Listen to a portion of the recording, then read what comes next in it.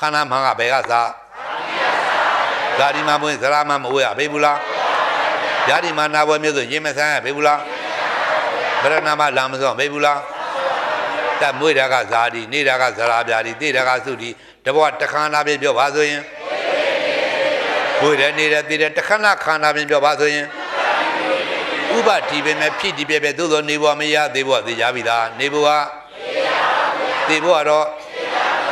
တက်ရှုရမှာတော့ခန္ဓာတွေ့ရမှာတော့ဖြစ်ပြဒီပြခန္ဓာသောခန္ဓာပြောနေဖြစ်ပြရှုတဲ့ညာကမဲ့ဖြစ်ပြကဘာသစ္စာ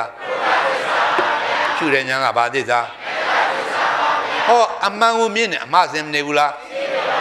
အမှားစင်တော့အဝိဇ္ဇာချုပ်မချုပ်ဘယ်ပြက်ကိုအမှန်မြင်တဲ့ညာကလိုချင်မတယ်လဲမလိုချင်တဲ့လိုချင်လောဘတဏှာချုပ်မချုပ်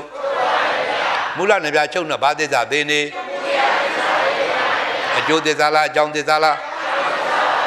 အကြောင်းသမှုတဲ့သစ္စာသိနေနောက်တော့အကျိုးပဲဥနာတရေတွေ့ရရှိပါမလားဒါပြန်ခန္ဓာသောခန္ဓာပြောနေဖြစ်ပြရှုတဲ့ညာကမဲ့ဖြစ်ပြကဘာသစ္စာရှုတဲ့ညာကဘာသစ္စာ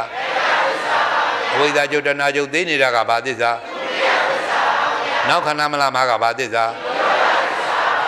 သစ္စာလေးပါးတရားလို့ခေါ်တဲ့ဉာဏ်နေပိုင်းတရားတော်ကြပါအောင်စို့